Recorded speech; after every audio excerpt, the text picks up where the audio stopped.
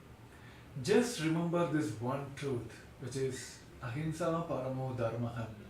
That non-violence is the ultimate cosmic law. And it's also, this is the fundamental, the founding principles of Kailasa, the only Hindu nation.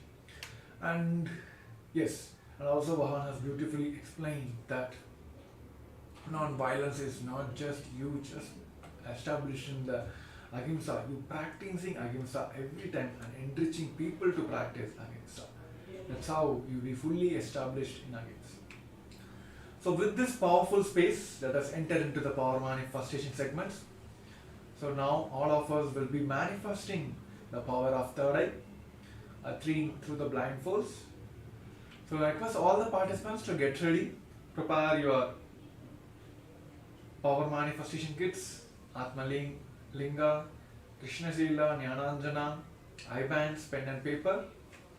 Now I'll be projecting images for you to manifest the power of third eye. And I'm seeing still few participants, the cameras are turned off. We request all the participants to please do follow the protocol and please be seated in front of the camera and attend all the segments without any fail. So yes, now let us enter. I request all the participants to put your blindfolds. Make sure your blindfolds are proper, straight and tight.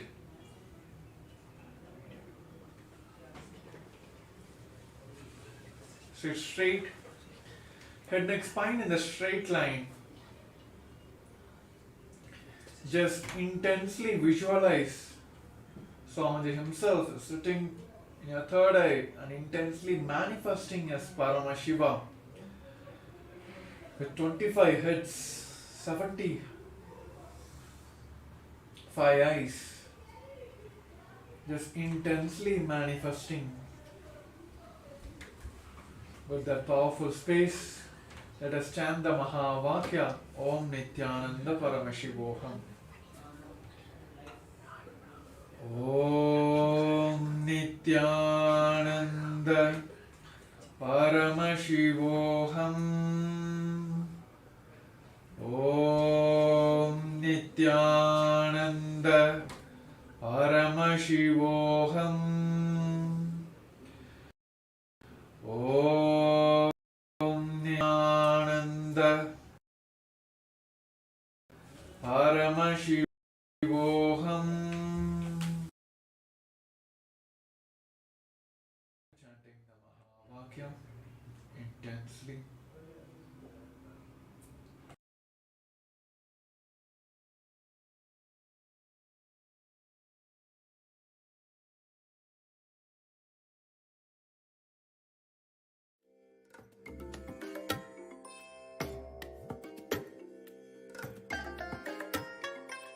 I bless you all. Let you all open all your three eyes and manifest the powers of Mahasadashiva. Om Nithyananda Paramashivoham. Om Nithyananda Paramashivoham. Om Nithyananda Paramashivoham. Om Nithyananda Paramashivoham. Om Nithyananda Paramashivoham. Om Nithyananda Paramashivoham. Om Nithyananda Paramashivoham. Om Nithyananda Paramashivoham. What is incompletion? Past interfering into the present and try to manipulate the future. That is incompletion. your memory, form you carried in the past, entering into the present and trying to destroy the future form is incompletion. You can always see whenever you have a pain, guilt, powerlessness, incompletion, you will be visualizing, imagining your own form in a deep suffering. You will be visualizing, imagining your own form in a disgusting way. Look inside. Please understand, I am giving you a very deep insight.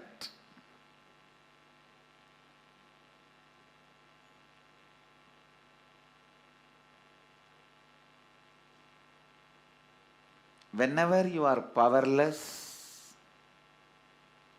angry, violent, incomplete, look in, you will be remembering your own form from the past, which is actually you will be flashing your own photograph in your screen. Let me talk in the language of computer, you will understand. You will be running your own photographs in your screen, inner space screen, which is taken during the very sad, depressed moments.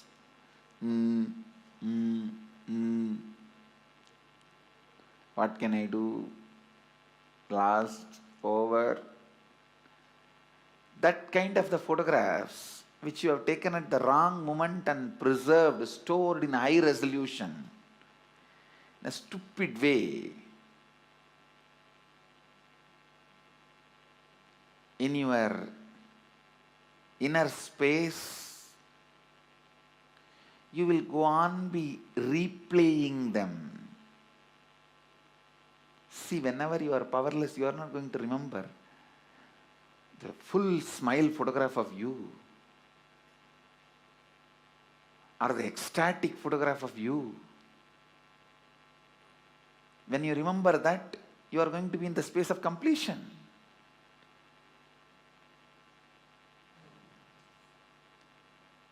The deha, form you carry during incompletion, just by remembrance awakens the same incompletion. Understand? Just by remembrance, something can bring incompletion or completion.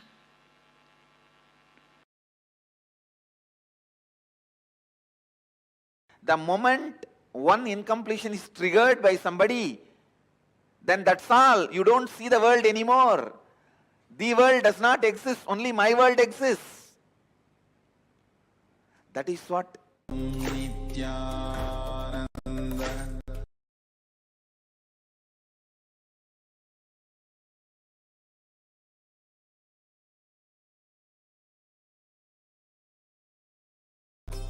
Paramashivoham.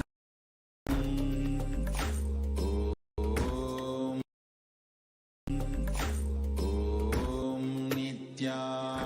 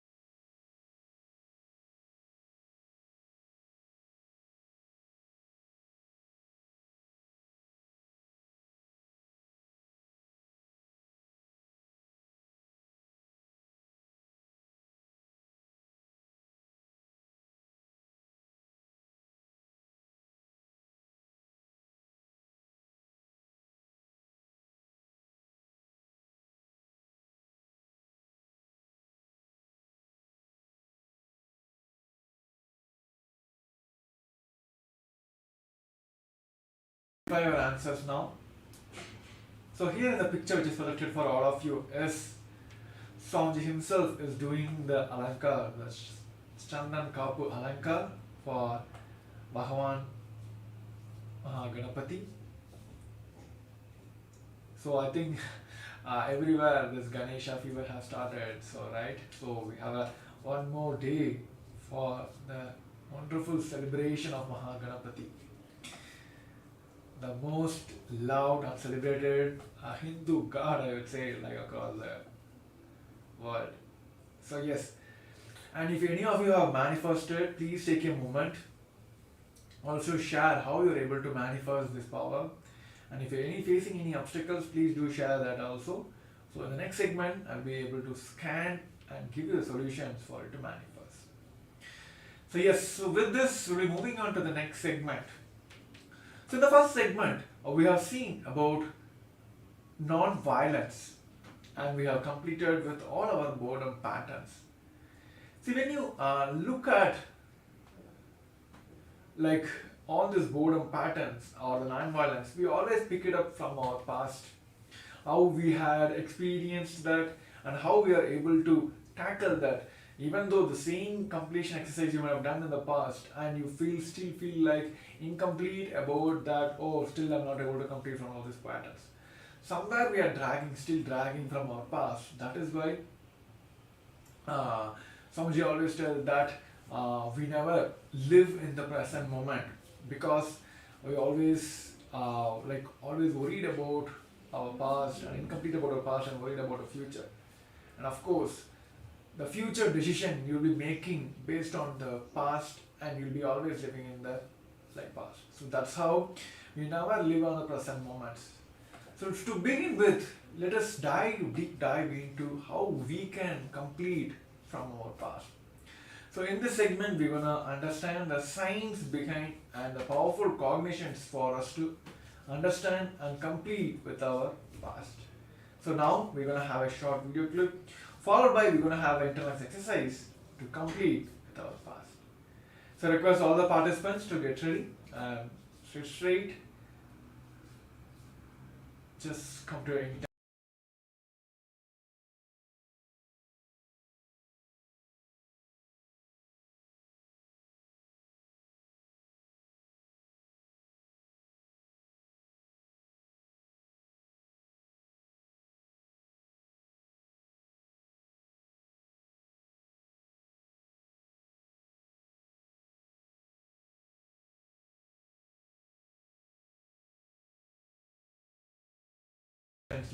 Paramashivoham. Om Nithyananda. Paramashivoham. Om Nithyananda.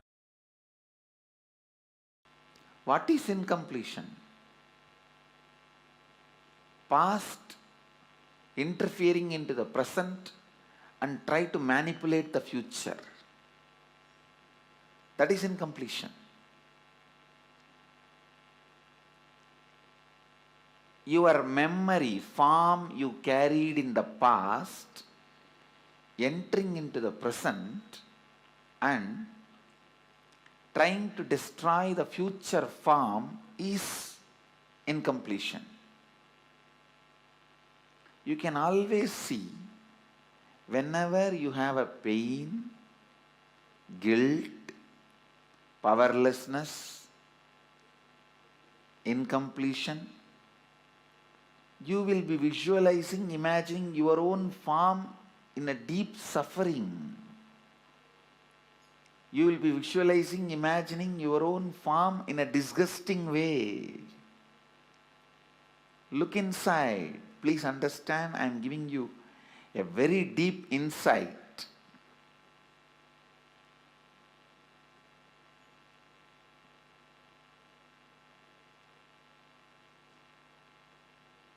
Whenever you are powerless,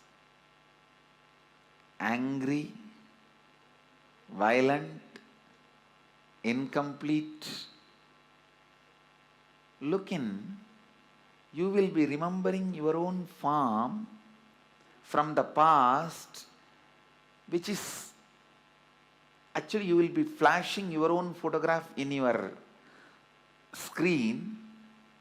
Let me talk in the language of computer, you will understand. You will be running your own photographs in your screen, inner space screen, which is taken during the very sad, depressed moments.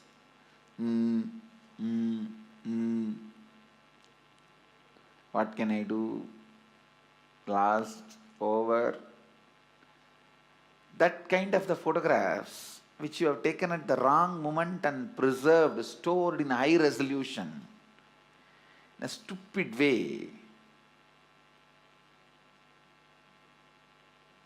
in your inner space, you will go on be replaying them. See, whenever you are powerless, you are not going to remember the full smile photograph of you, or the ecstatic photograph of you. When you remember that, you are going to be in the space of completion.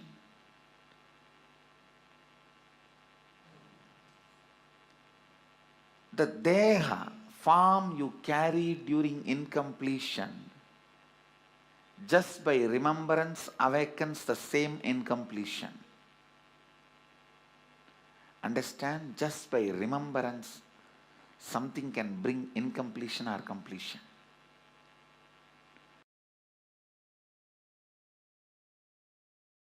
The moment one incompletion is triggered by somebody, then that's all. You don't see the world anymore. The world does not exist, only my world exists.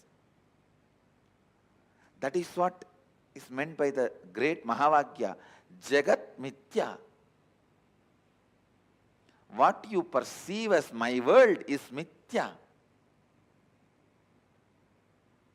Because a small incompletion, the moment it got triggered, it gets triggered.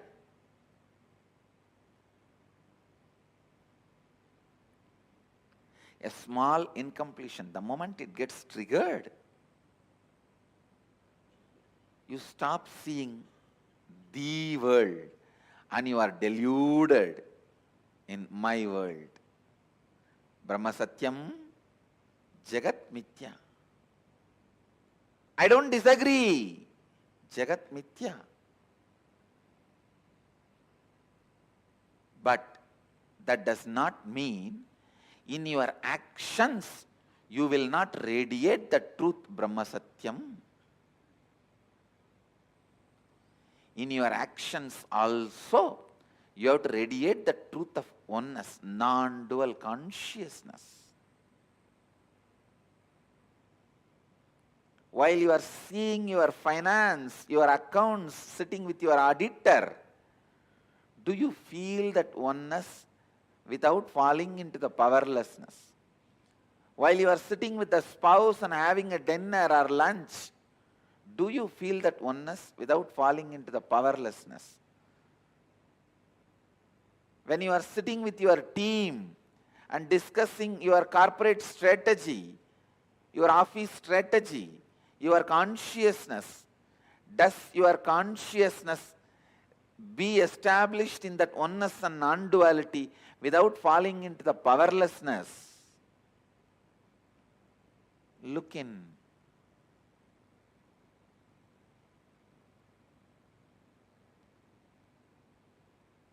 Just your back pain disappearing is not the result of Advaita. All the pain which you have hidden in your back should disappear. Not just back pain disappearing. All the pains which you have put it in back has to disappear. Suddha Advaita Sugabodha Jnanam. The pure Advaitas, joyful influence and the wisdom which comes out of joyful influence. Please understand, the joyful influence of Advaita is what I call completion. The joyful influence of Advaita is what I call perpetual completion. The joyful influence of Advaita is what I call Sahaja Samadhi.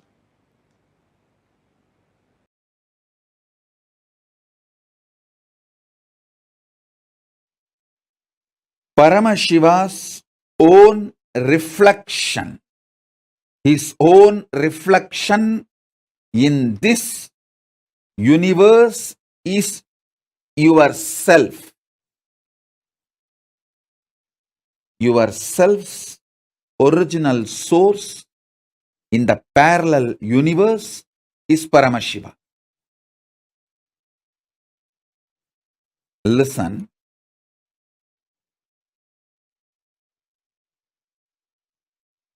Understand this example. A swan, Paramahamsa, flying on the sky, is just floating in the sky. His reflection falling on a swimming pool. The reflection is you. The swan is Paramashiva.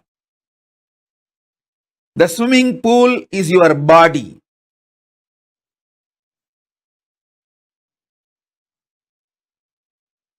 Understand,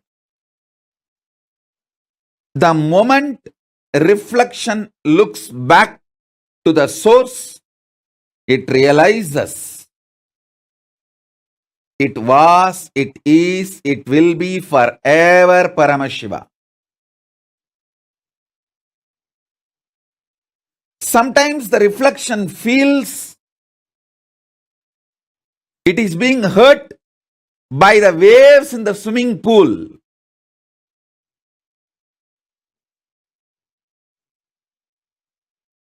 The reflection need to realize nothing in the swimming pool, even if the swimming pool is dried, it cannot hurt you. It cannot hurt the reflection, because reflection is centered in the source. You only have two choices. Either you can enjoy you being a reflection, or you can go back to your source. Beautifully, Paramashiva explains to Devi, anything goes circular. Listen, anything goes circular, repetitive, is reflection of me. Even when it believes it is suffering, it cannot suffer. It can only forget its existence.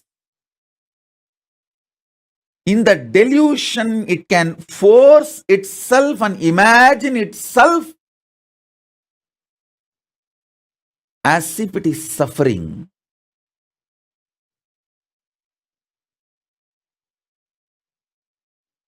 When that reflection looks back at the source, it realizes it is Paramashiva.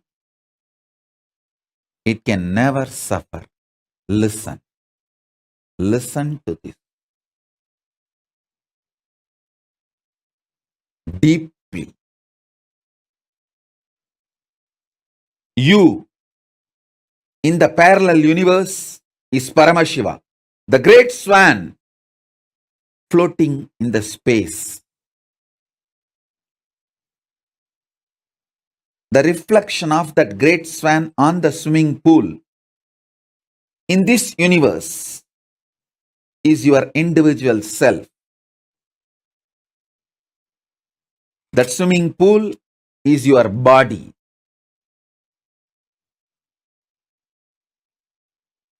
Anything which goes round, listen. Paramashiva explains so beautifully. I'll tell you in the modern language, whether it is an atom or known universes, everything goes round it is in circular motion in the space, in Chitagasa, conscious space, anything, whether an atom or the known universe, everything is rotating in the circular motion.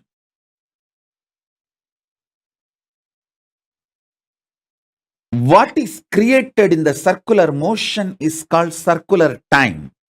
The time which circles, repeats itself.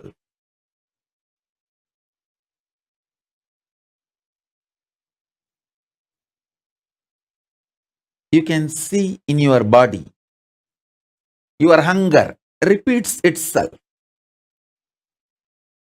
Your number 1, number 2, number 3 repeats itself. Your sleep repeats itself. Your patterns repeat themselves. Your decision to smoke, your decision to drink, your decision to be addicted to something, everything is repetitive. Understand? Anything which repeats is in the circular time motion. It is within the field of Nirantaratva but not Nityatva. It is within the field of Nirantaratva but not Nityatva. If you know, anything which repeats does not hurt you, cannot hurt you. You are liberated from time. You are liberated from Kala.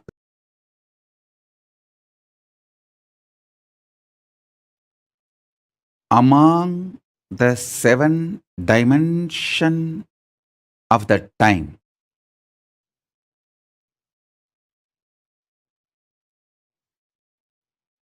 space before the past, past merging into the present, present evolving as future, future merging into the space beyond future. So totally in these 7, the space before the past and the space after the future is established in Nityatva, eternity. Past, present, see, listen.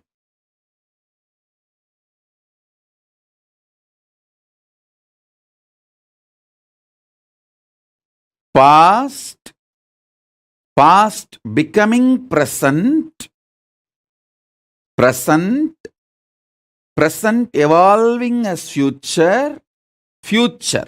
This 5 is Nirantaratva.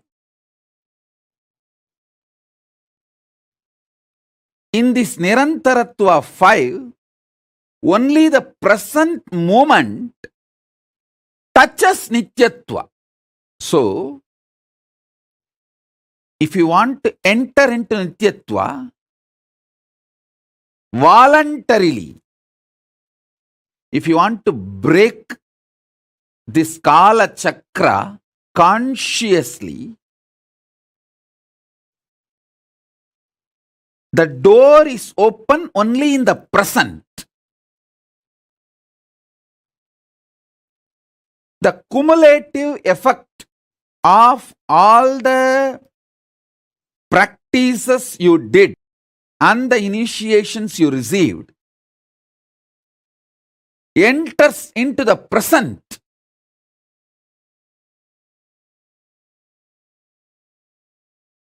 and makes you experience Nityatva. Listen,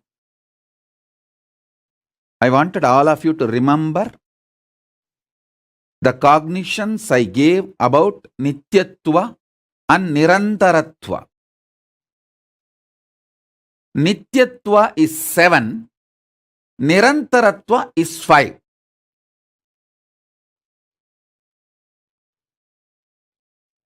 Nityatva is all the 7 put together. Nirantaratva is this 5. In this 5,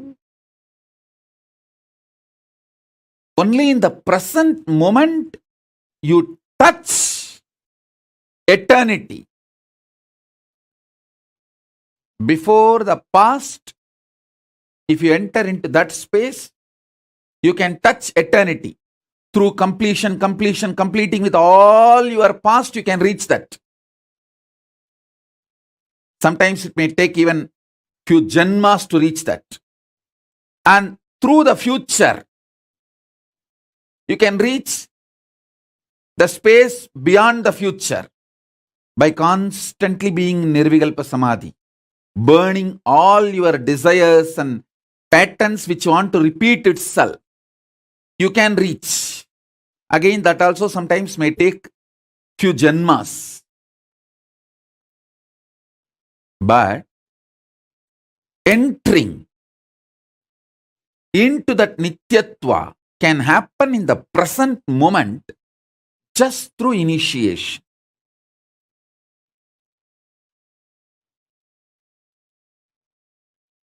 Remember the definition and the revelation about Nityatva. Remember the truth about Nirantaratva. Remember the next statement I made. You can reach into Nityatva by going before the past. You may need to complete the past. By completion, you may enter into the space before the past. You can enter that way.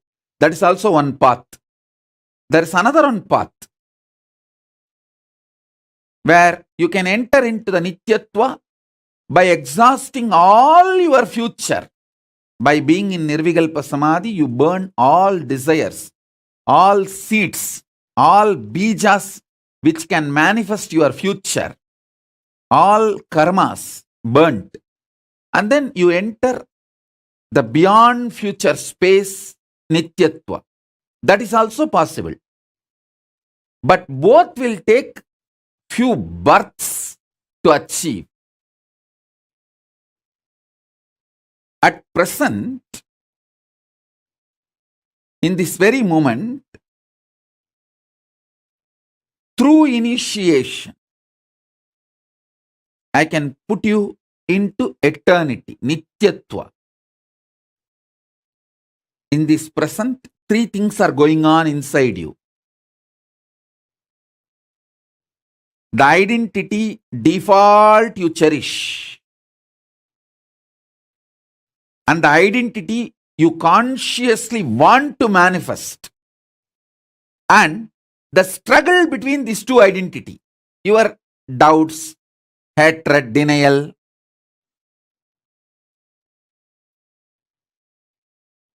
Smelling Paramashiva. Waking up to Paramashiva.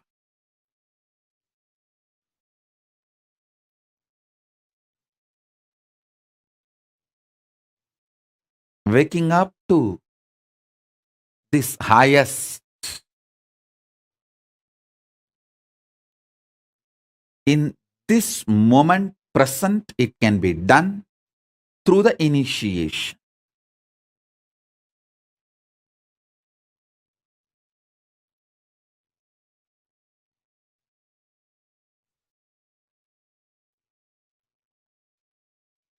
So understand,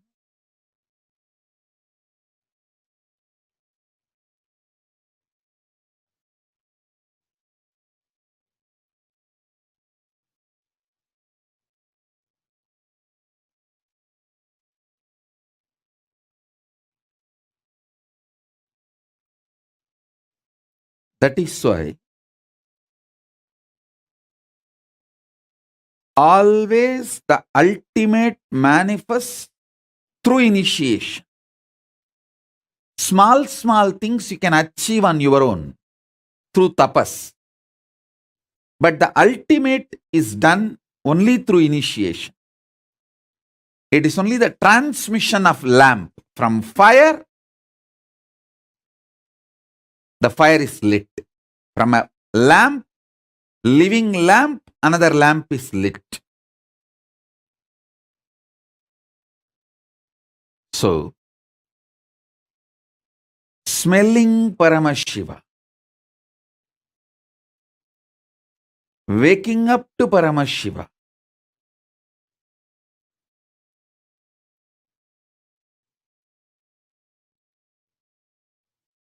waking up to this highest, in this moment present, it can be done through the initiation.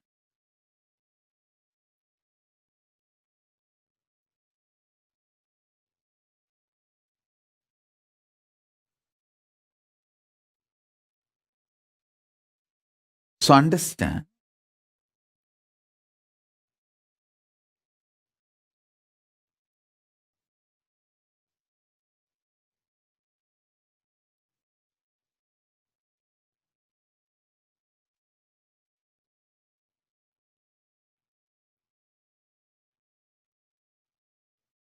that is why always the ultimate manifests through initiation. Small things you can achieve on your own through tapas. But the ultimate is done only through initiation. It is only the transmission of lamp from fire. The fire is lit. From a lamp, living lamp, another lamp is lit.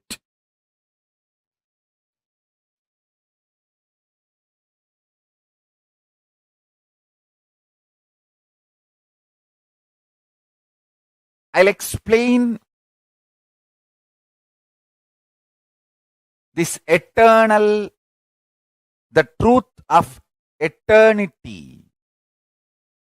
Understand?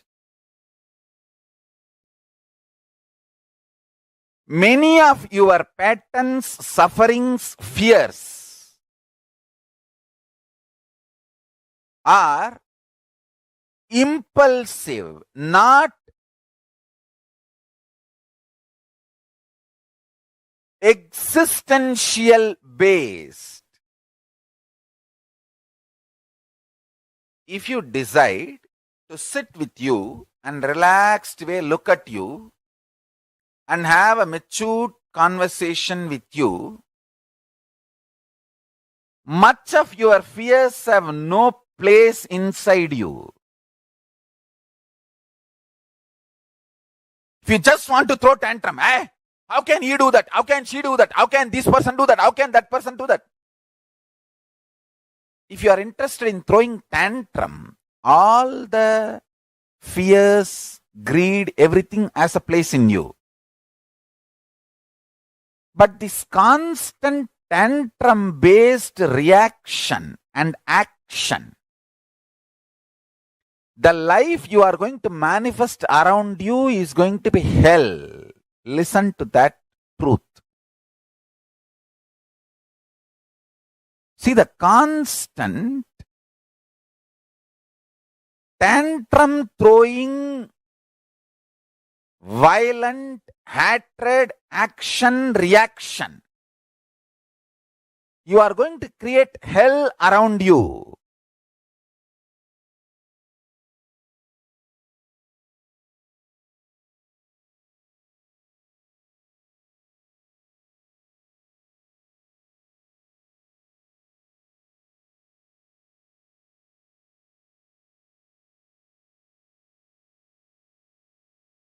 Nityatva.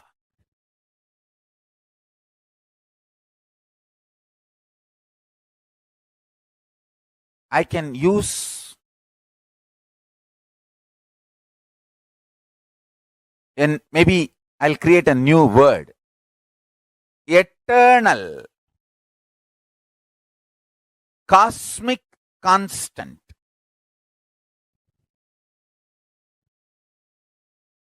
It is actually one of the dimension of the universe.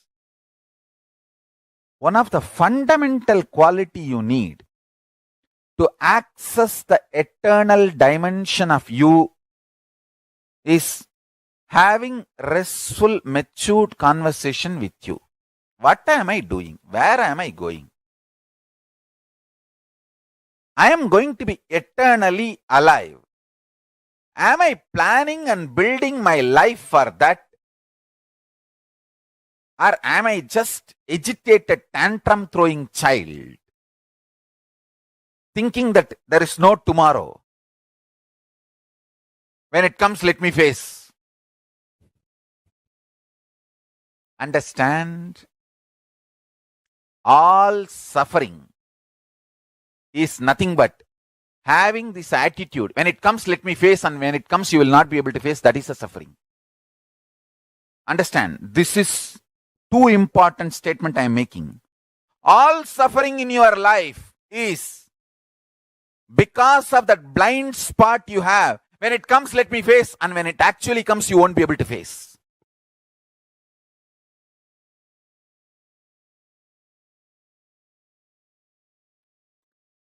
In the past, you have a full freedom to form opinion about your past, and you have full freedom to create the possibility of your future. This clarity you will get only if you decide to do tyaga. Listen. I am freed. I declare boldly, I am freed, liberated from sufferings once for all. Suffering related to past, suffering related to future. Because I decided to do tyaga. Understand? You can always sacrifice the achievements, pleasantness, bliss, joy related to your past. You can always forget that you completed PhD. But you can never forget you got delayed for one of your examination because you spent time with your girlfriend, or you slept and you did not appear for that examination. That pain you will be carrying even now. Sacrificing the past related pains, understanding even factually, many of your pains are unjustified and incorrect. Understanding even factually, your pains are not supported, justified by the reality, real happening is completion. I am repeating. Even factually, as per the real happening, what has happened, if you look what has happened from all dimensions, even your pains are not justified. Your pains are not really right. Even your pains do not have justification to exist in you. If you see the past happenings multidimensionally, is completion with the past. I tell you, how much ever you say, no, I know I have some pains which are absolutely justified. No.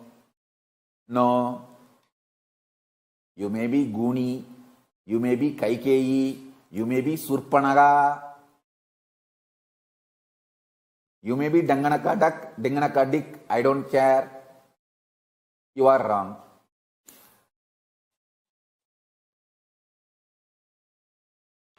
What is incompletion? Past interfering into the present and try to manipulate the future. That is incompletion. Your memory, form you carried in the past, entering into the present and trying to destroy the future form is incompletion. You can always see whenever you have a pain, guilt, powerlessness, Om Nithyananda Paramashivoham Om Nithyananda Paramashivoham Om Nithyananda Paramashivoham Om Nithyananda Paramashivoham Om Nithyananda Paramashivoham Om Nithyananda Paramashivoham Om Nithyananda. So we have understood, you heard of the Supreme Pontiff of Hinduism, our beloved Guru, Bhagavan Paramashivam, about what is the power of completing from the past. What is the actual truth, the jnana behind the completion from the past. So now we'll be entering into the exercise exercise where we're going to understand and demonstrate and also do the completion technique to get rid of our past. So now we'll be entering into the internalize exercise. Sami, நான் life கொடுக்கணும்ல சாமி video போட்டுருக்கு. எந்த video? ஞான video. நீ லைவே போல ஞான video போயிட்டு இருக்கு. நான் மாத்திட்டேன். நீங்க மாத்திட்டீங்களா? ஓகே. அங்க எங்க சர்வர் எக்ஸிக்யூட் இருக்கு.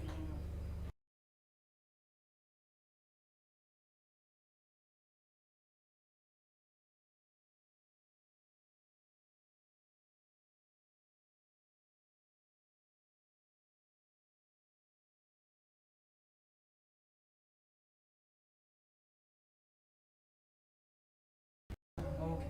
அங்க எங்க சர்வர் எக்ஸிக்யூட் இருக்கு.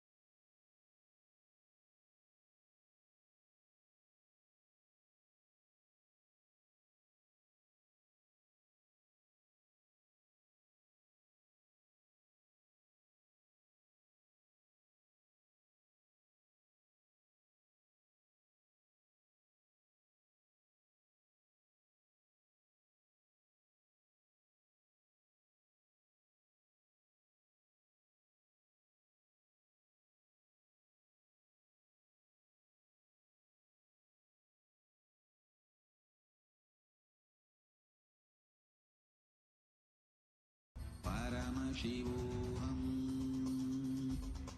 Om Nithyananda Paramashivoham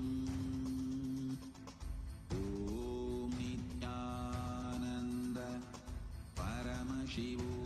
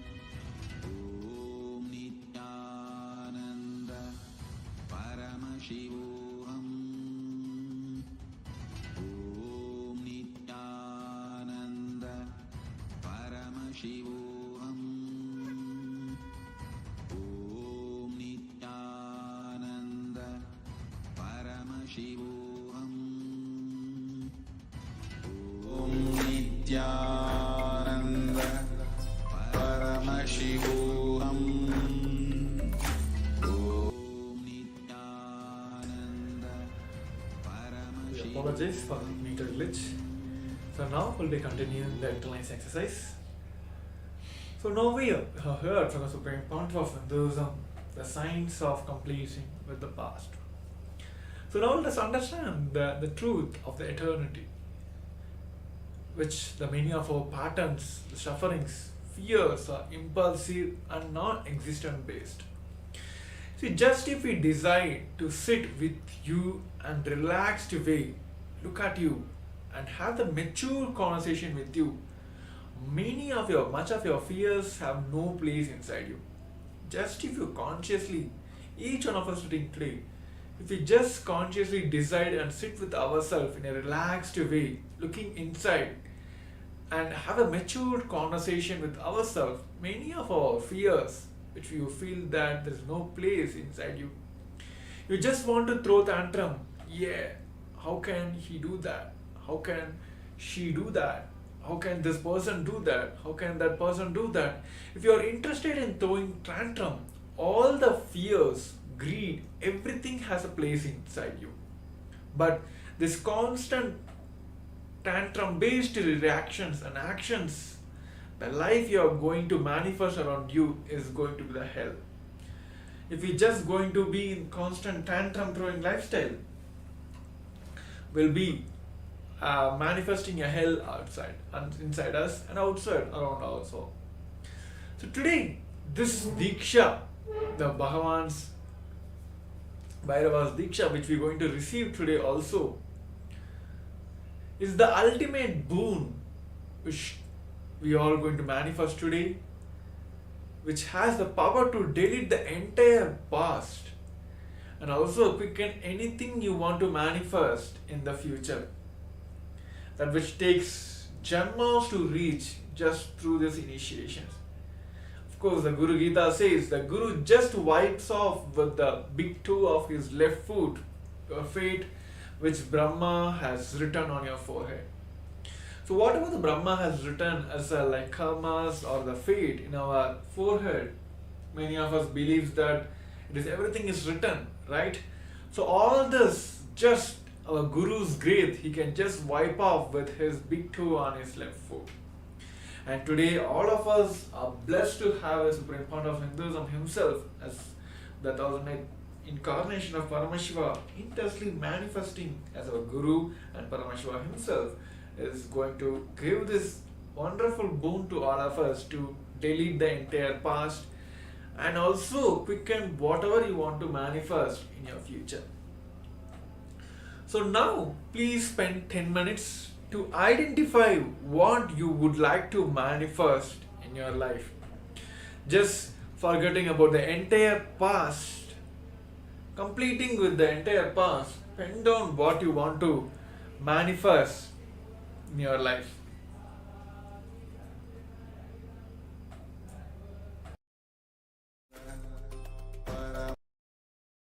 Paramashivoham.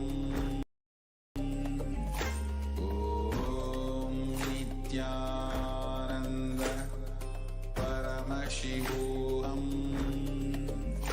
Om Nithyananda Paramashivoham. Om Nithyananda Paramashivoham. Om Nithyananda Paramashivoham. Om Nithyananda Paramashivoham. Om Nithyananda Paramashivoham. Om Nithyananda Paramashivoham. Om Nithyananda Paramashivoham. Om Nithyananda Paramashivoham.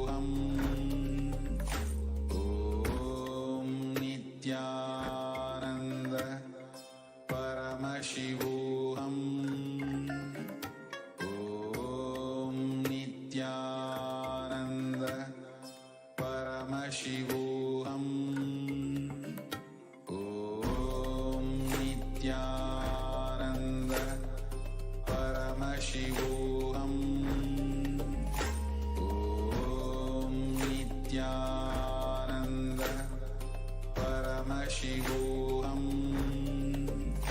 Om Nithyananda Paramashivoham. Om Nithyananda Paramashivoham.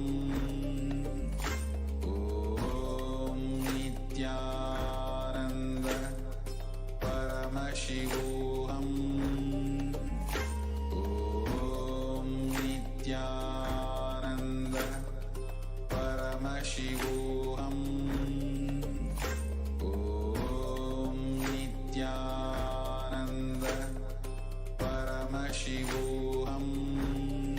Om Nithyananda Paramashivoham. Om Nithyananda Paramashivoham.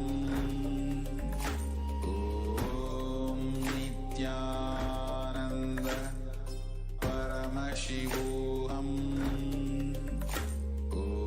Om Nithyananda Paramashivoham. Om Nithyananda Paramashivoham. Om Nithyananda Paramashivoham. Om Nithyananda Paramashivoham. Om Nithyananda Paramashivoham. Om Nithyananda Paramashivoham.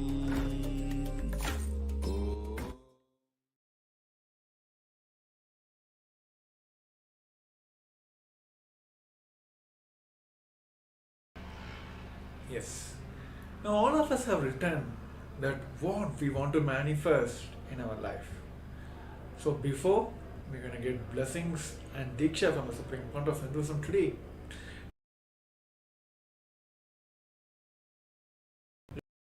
let's take a moment to complete with all this past which is not allowing us to build, manifest the life we wanted to. So now we're going to enter into a 4-step process. I request every participant to intensely do this, to get rid of all the past incompletions, the struggles, get rid of all the memories which is holding you back about your past failures. So let's start with the earliest memory of your life. Recall all the unpleasant moments, incidents of your life. As you recall each incident, just relive it in your inner space intensely. Relive how you cognized and responded to those incidents.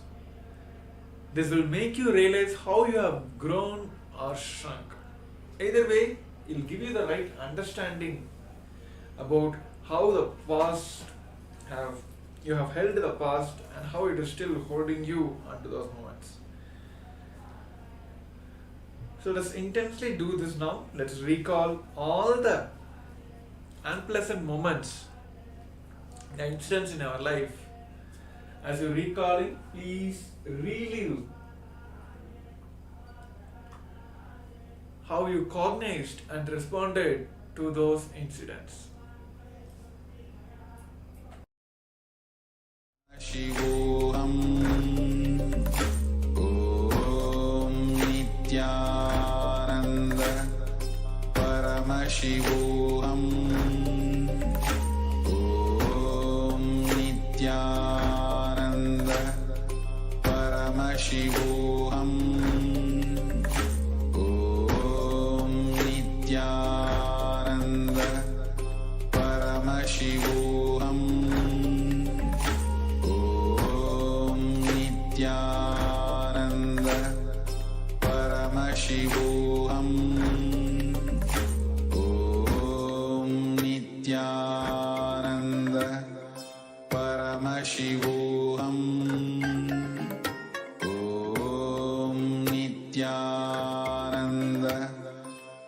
Paramashivoham. Om Nithyananda Paramashivoham. Om Nithyananda Paramashivoham. Om Nithyananda Paramashivoham. Om Nithyananda Paramashivoham. Om Nithyananda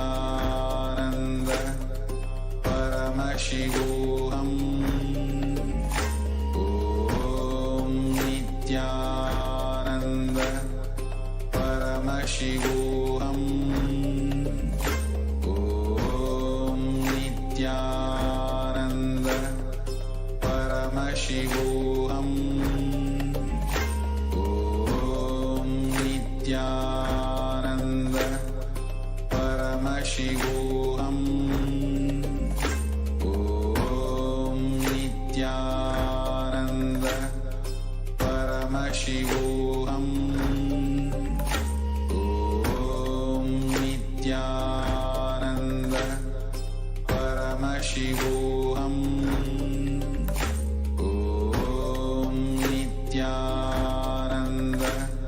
Paramashivoham. Om Nithyananda Paramashivoham. Om Nithyananda Paramashivoham. Om Nithyananda Paramashivoham. Om Nithyananda Paramashivoham. Om Nithyananda Paramashivoham. Om Nithyananda.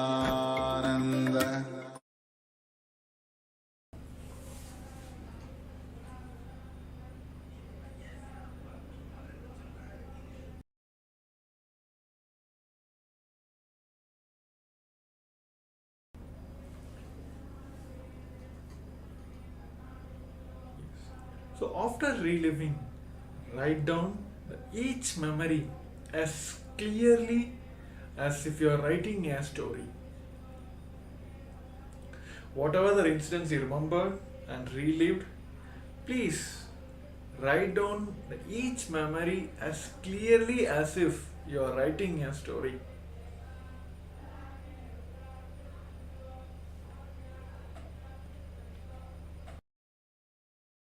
Om Nithyananda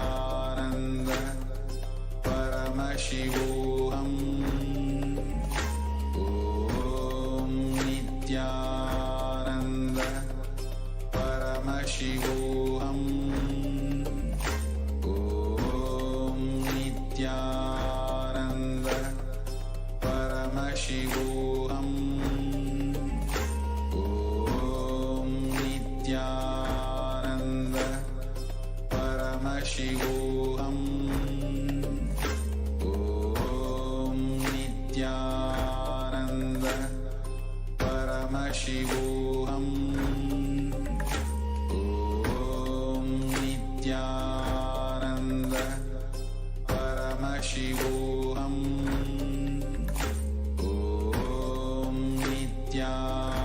Nithyananda Paramashivoham.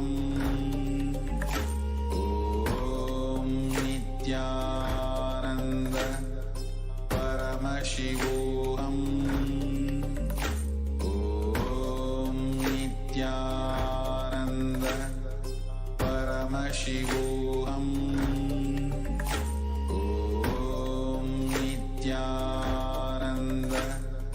Paramashivoham. Om Nithyananda Paramashivoham. Om Nithyananda Paramashivoham. Om Nithyananda Paramashivoham. Om Nithyananda Paramashivoham. Om Nithyananda Paramashivoham. Om Nithyananda Paramashivoham. Om Nithyananda Paramashivoham. Om Nithyananda Paramashivoham. Om Nithyananda Paramashivoham. Om Nithyananda Paramashivoham. Om Nithyananda Paramashivoham. Om Nithyananda Paramashivoham. Om Nithyananda Paramashivoham. Om Nithyananda Paramashivoham. Om Nithyananda Paramashivoham. Om Nithyananda Paramashivoham. Om Nithyananda Paramashivoham. Om Nithyananda Paramashivoham. Om Nithyananda Paramashivoham.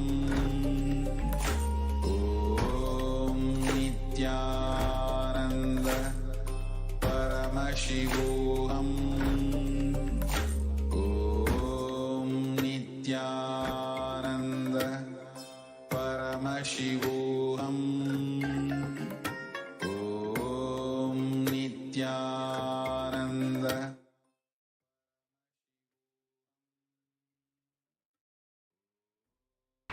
So all of us are writing all the incidents we are relived as a story.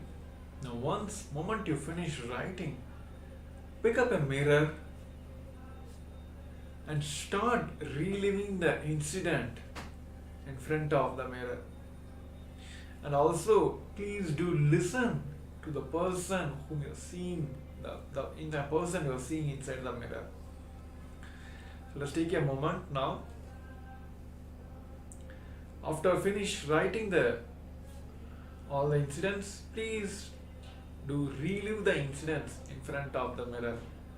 The main key point here is listen to the person inside the mirror now.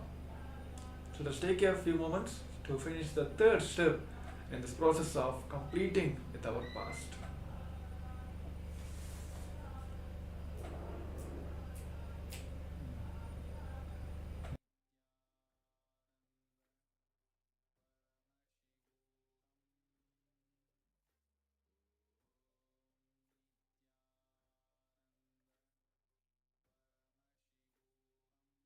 Om Nithyananda Paramashivoham. Om Nithyananda Paramashivoham. Om Nithyananda Paramashivoham. Om Nithyananda Paramashivoham. Om Nithyananda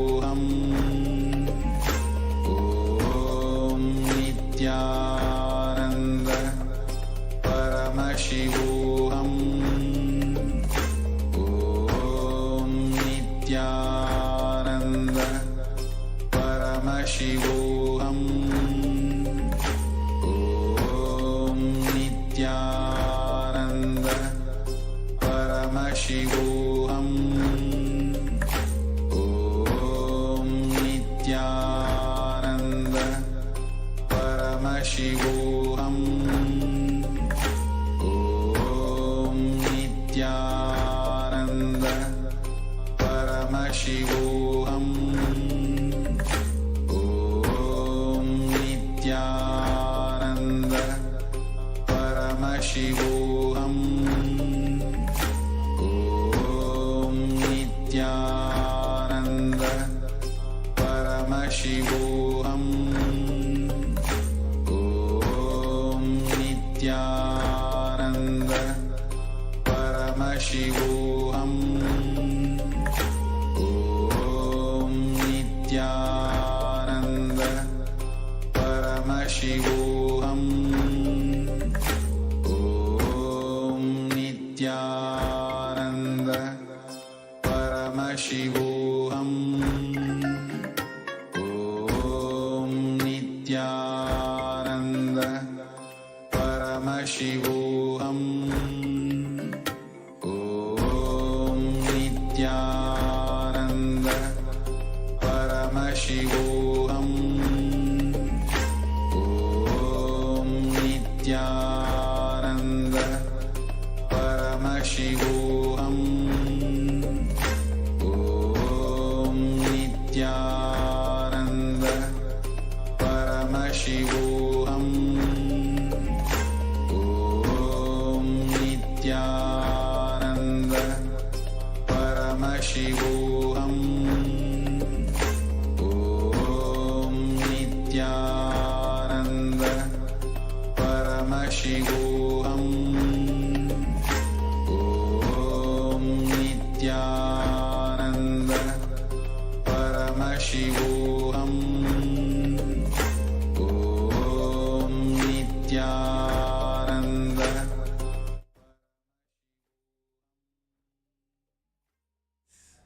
Now, all of you can relax.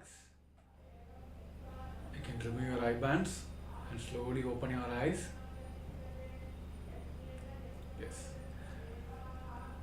So before verifying the answers, I request all the participants who are sitting with us on all the Zoom rooms, and also people who are watching through us on live, on Facebook, YouTube, everywhere, please take a moment to pen down and also share what Swamiji have revealed to you during this power manifestations. Especially when we do this completion with the past and get into the power manifestations, the powers will be easily able to manifest just like that. So that's why I request all the participants to please pen down and also do share in the comment sections and everywhere how you are able to manifest these powers. So let's take a few moments to pen down what all Swamiji have revealed to you during this power manifestation segments. From the moment you closed your eyes, what and all you have seen, whether you have heard a sound, even that, what was the feeling was going and how you're feeling inside you. Please pen down and share all that. Now.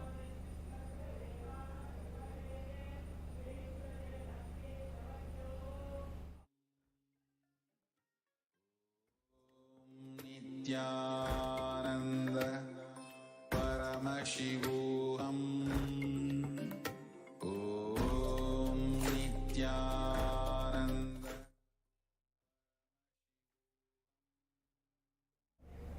Yes. Now let us verify our answers now.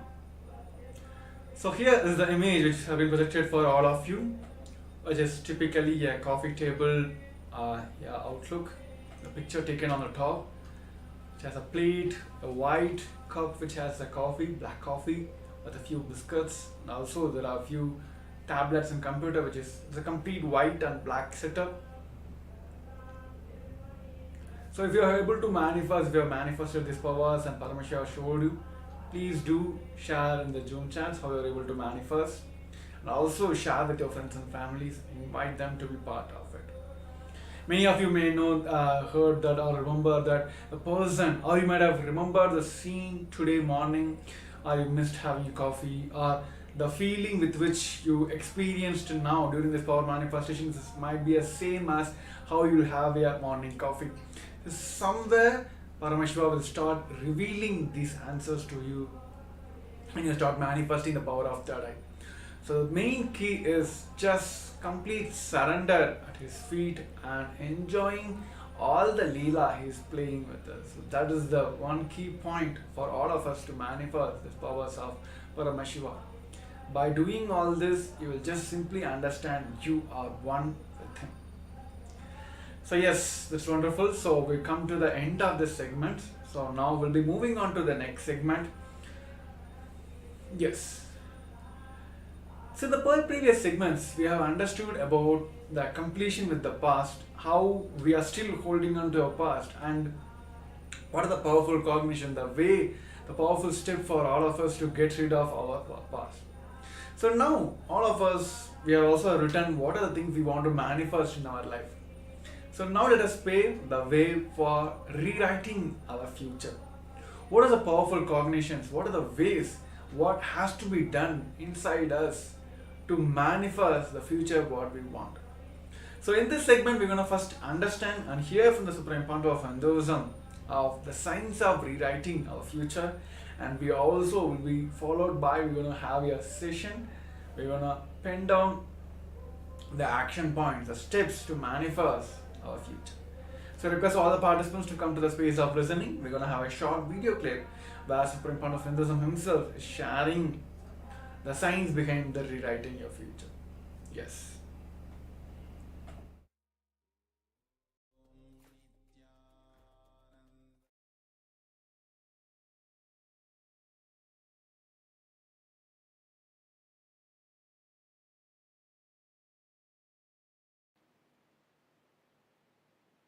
Consider this line, straight line, as present moment. Now, every thought happens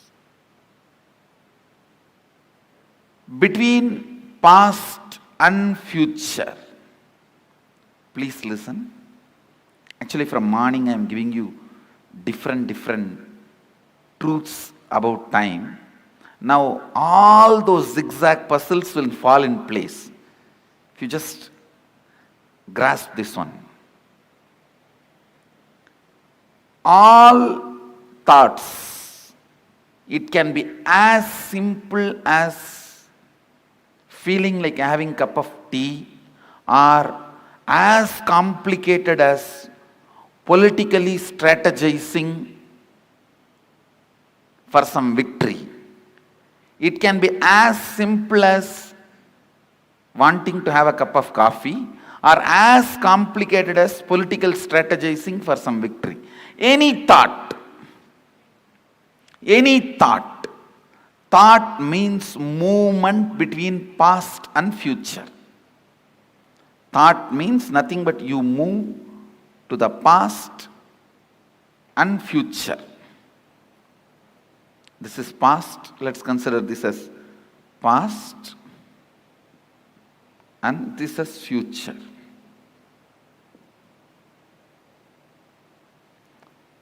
The center moment, present, where the present meets the past and future. That moment is now.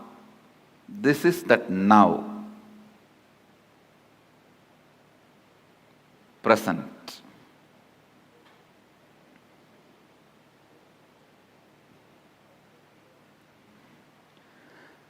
Understand, if these lines symbolically represent time, means this board is the space. Symbolically, this board represents space. On space only the whole time happens. Space is the most subtlest matter on which the play of time happens.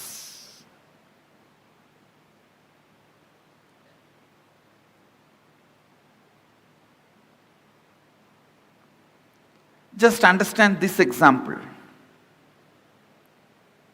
Your movement between past and future is thought. Like you jump from here to there to here to there to here to there to here. That is what I call your perception about you, life, your existence. Your existence is nothing but the movements. Because till you know your real reality, as of now, whatever you know about you is nothing but your thinking. Am I right? Is there anything you know about you more than your thinking? Anybody? If you know something more about you, more than your thinking, this seat is for you. See, whatever you know about you is all based on your thinking. So, I can very comfortably assume your thinking is your reality as on now. Am I right? So, it is all about you jumping into the past and future, past and future, past and future. That's all is your thinking. That's all is your, what you call as you. See, what I call as you is much beyond than what you call as you. So now I am talking about what you call as you. It's all about movements between the past and future. And I want you to know, it has a direct utility in your life's balance sheet. So please don't think it is some philosophy, it is some metaphysics, it is some intellectual stuff. Allow every word to enter into you. It can increase your everyday balance sheet. Double. It can increase your everyday balance sheet. So allow this understanding to set into your system.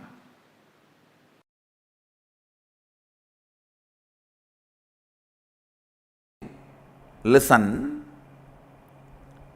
Your will can never be against the will of the cosmos. Your will can never be against the will of the planets. Your will can never be against the will of the universe. Because you have not willed, planets continue to do their allotted responsibility. If you will, they always come to you. Listen, in 3 ways they come to you. If you are praying, they come to you as God. If you are declaring, they come to you for negotiation table. If you are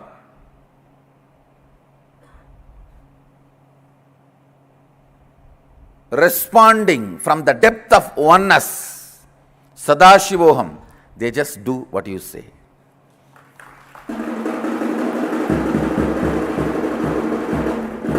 Understand, please understand, the will which you have. See, all of you have will. That is why you are, even if you want, you can move your hand, you can close your eyes, you can turn your head.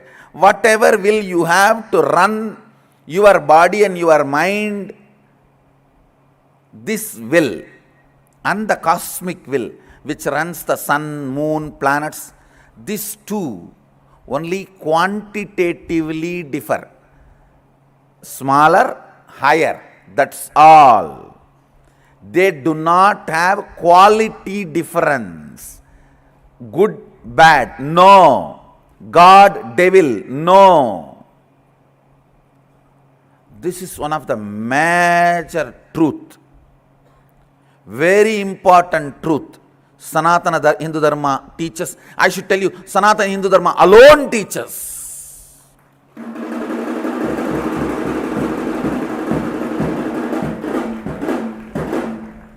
whole Upanishad introduces you. Shrunvandu Vishwe Amritasya Putraha. You are junior Putra, son of immortality. So there is only quantitative difference. You are small and that is high. Amritasya, the state of Amritatva is bigger and you are smaller. You are Putra of that. But nowhere it says there is qualitative difference. Understand? The ideas you cognize are very important for the realization and manifesting your reality. Understand? The physiology of the reality.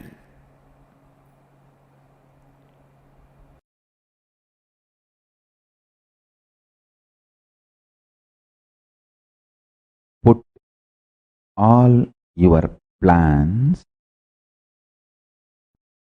into Paramashiva's plane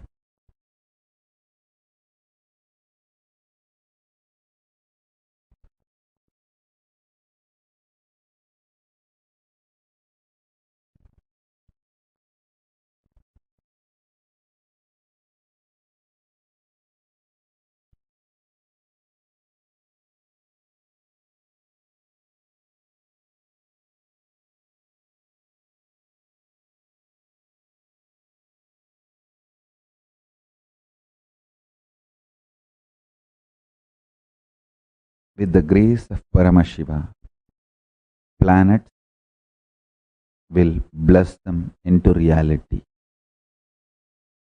Listen. Listen carefully.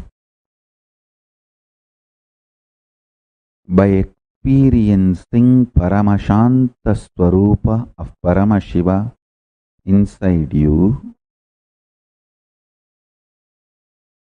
every time offer your plans about everything into Paramashiva's Paramashanta plane, and he will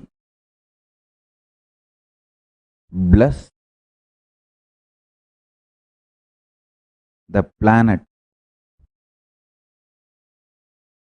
to make your plans into reality. Listen. I'm just mapping the whole science into words,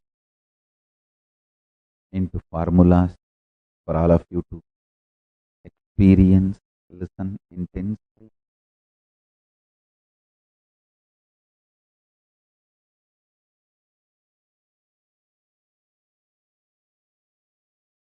Your plans dilute your existence, lower the quality of your existence when you get agitated, when your plans trigger your personal fear or greed, adds stress to your personality, and it dilutes the quality of your existence. Neither the plans get fulfilled. Even if they get fulfilled, by the time you are tired, frustrated, bored about your own plans and you don't enjoy them or their result. Listen carefully. In my life, the greatest gift I received from my Guru, Arunagiri Yogishwara, is before even I started developing personality, he made me realize I am the manifestation of a principle. Every plan I have is the plan of that principle. So, every plan, the cosmic principle becomes stronger in me that made the plans blessed by the planets, and planets made my plans into reality. Understand? Whenever you realize your plans are aligned with the cosmic plane, with the cosmic principles, Paramashiva passes your plans. He signs approved.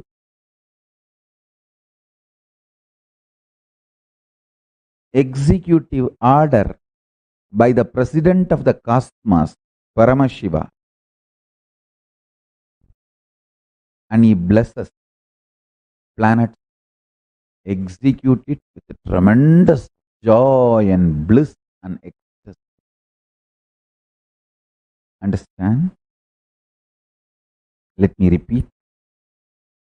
The greatest blessing I received from my gurus, Guru Parampara, is before even I started developing my personality or the individual identity, they made me experience I am the manifestation of the great principle,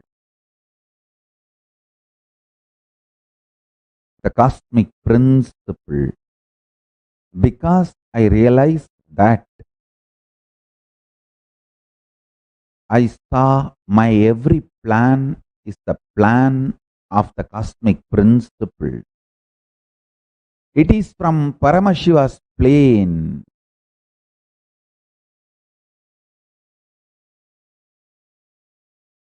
Simply, planets manifest them.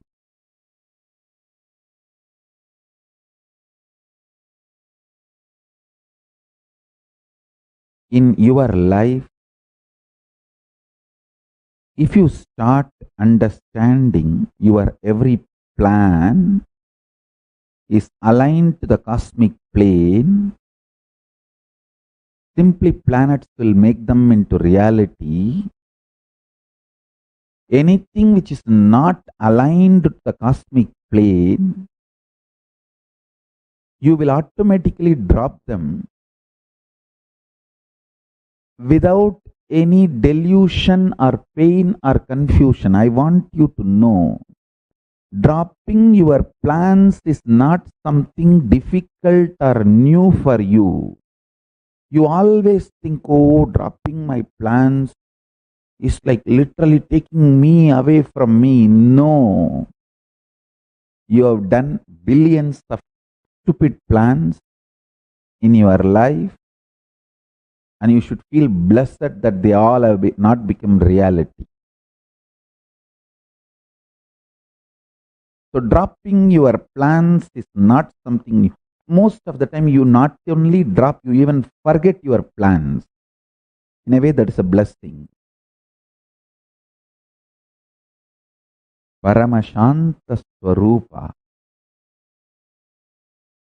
adding more and more peace in you will make you realize your every plan is connected to cosmic plane. And listen carefully. When you feel your plans are cosmic plane and planets are making that into reality, you will gain the confidence to surrender your whole individuality and personality to Paramashiva and realize you are the manifestation of the cosmic principle Paramashiva, not any separate personality or individuality. That is the ultimate vacation. That is what I call reaching Kailasa once for all. I just know I don't have separate personality, identity or individuality.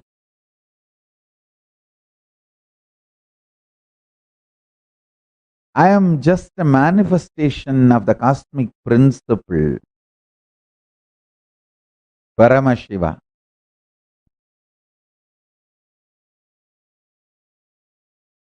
Absolutely confident of my existence, my plans, my plane, and my planet.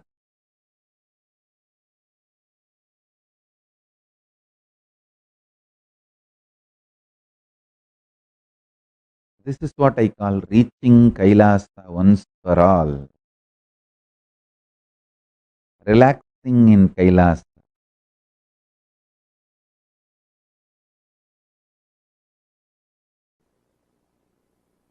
The most precious thing you have is your consciousness, life. It can be molded, manifested as you want just by your Ichcha Shakti. You need Kriya Shakti only to enjoy it, not to manifest it. Listen. What you want can be manifested just by your sheer Ichcha Shakti. Your Kriya Shakti, action power is required only to celebrate it, enjoy it. Let me explain more clearly, more straight. Listen.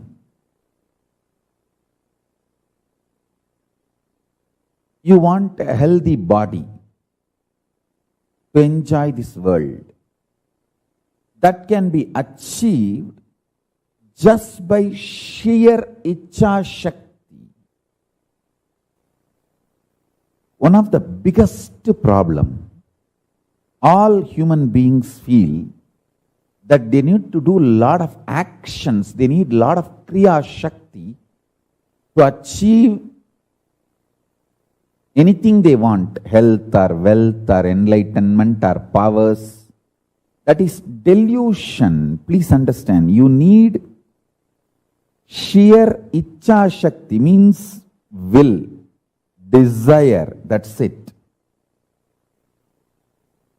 The desire itself is capable of manifesting Kriya, the action power. Listen to these three words.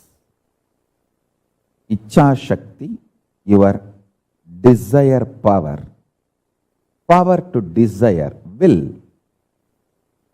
Kriya Shakti, power to work intensely and manifest. Jnana Shakti, power of enlightenment, knowledge. See, one of the biggest problem all of you have is your delusion that too much of work is needed to achieve anything. Whether you want health, oh, I have to get up and do yoga, stretch my body. Only then I can have health. If I want wealth, I have to get up and go to office and work like a dog, day and night. Only then I will have wealth. First of all, you don't understand, no dog works. Anyhow, listen. It is actually delusion. Please listen. Your sheer power to desire, Ichcha Shakti, gives 99% success. 99% means 99.999% success is your sheer desire power, Ichcha Shakti. Your Kriya, the action power needed is too small, too small. Listen intensely. At least all my disciples listen. When you are terrorized, you will see only frightening negativity all around you. You will lose trust on everything, on Guru, on life, even on yourself. When you fall in love, even your stupid, cheating girlfriend, cheating boyfriend will look like a god.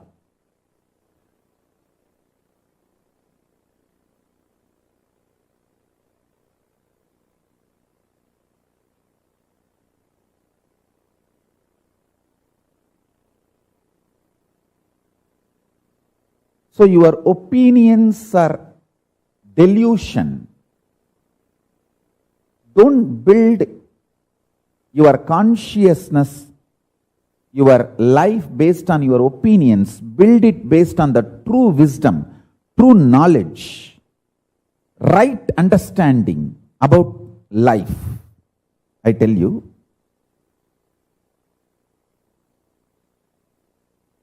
listen carefully.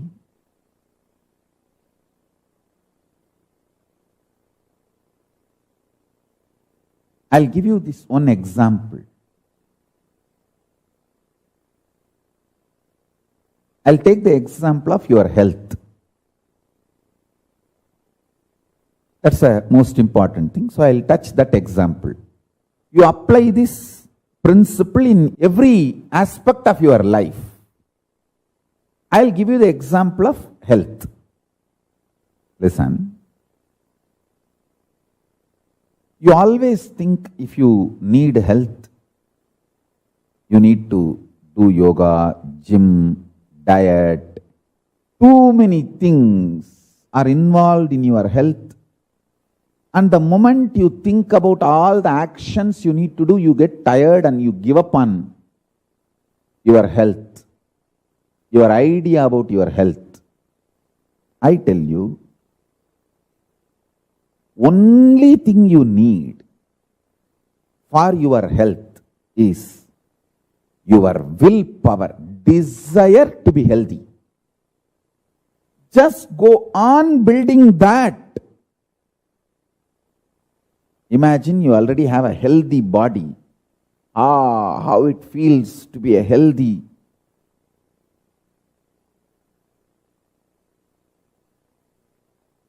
Beautiful, shining, glowing, happy, youthful, energetic body. I tell you, if the life is infused into your life, consciousness, if life is infused into your consciousness in the form of Ichcha Shakti, desire, 99.999% of the work is done. Your actions are needed only to enjoy what you want through that healthy body. See, I am not disrespecting Kriya Shakti. Listen carefully. I am not disrespecting Kriya Shakti. I am only saying your delusion about Kriya Shakti puts you in tiredness, boredom, frustration, life negativity. That is what is wrong.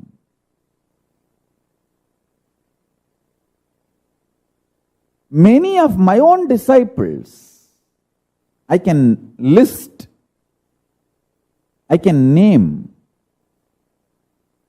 your sheer delusion,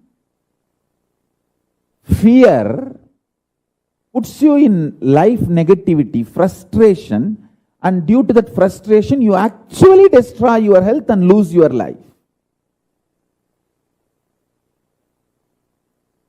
I tell you, fill yourself with desire, intense desire for health. Ichcha Shakti. Ichcha Shakti is too powerful. Without even your knowledge, it will push you and make you do all your homework, your yoga, your gym, and your diet, everything without even your knowledge. If you are constantly thinking about, oh, I have to do this, I have to do that, to keep myself healthy, one day you will go to gym and do some 10 biceps and find out 10 minutes workout, and then you'll see, oh, whether my biceps have become big. You'll be going on checking. Listen carefully. If you infuse Ichcha Shakti,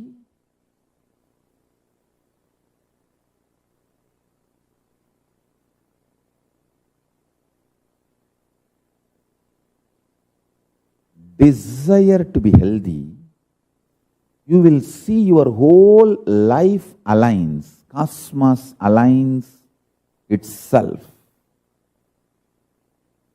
beautifully.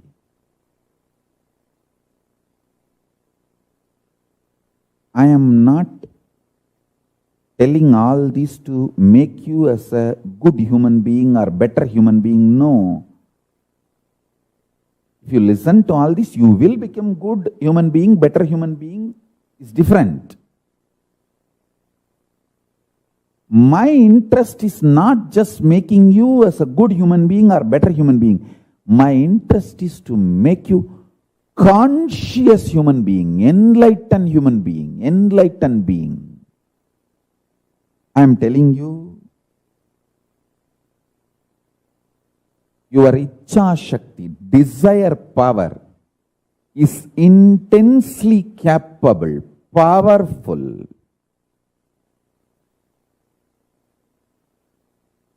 to manifest whatever you want. Your Kriya Shakti is needed only to enjoy what you want.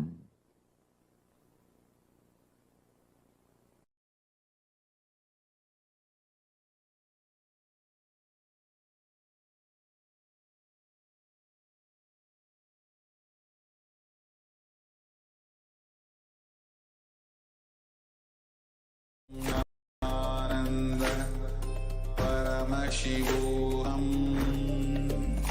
Om Nithyananda. Paramashivoham. Yes. So all of us have heard this wonderful science, a truth from the Supreme Pontiff of Hinduism, how we can rewrite our future. Supreme Pontiff of Hinduism always says that, and it has also been very described in the Sanatana Hindu Dharma, that all the human beings have our own engraved powers. Whatever we want to manifest in our life, we have all the capacity, energy to manifest in our life. And of course, God, Paramashiva himself, doesn't send the human beings as the beggars to the planet Earth. He's not a sadist. So he has manifested, he is sent as a manifestation of himself.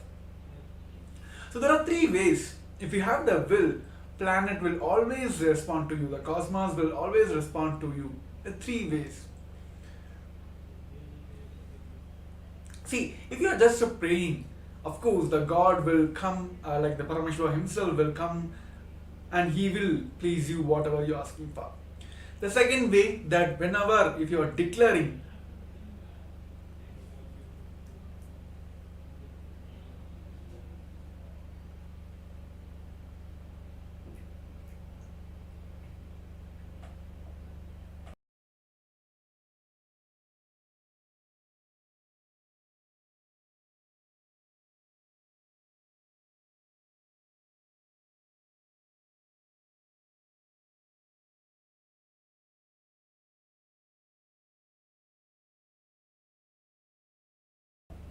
yes, sorry for technical glitch.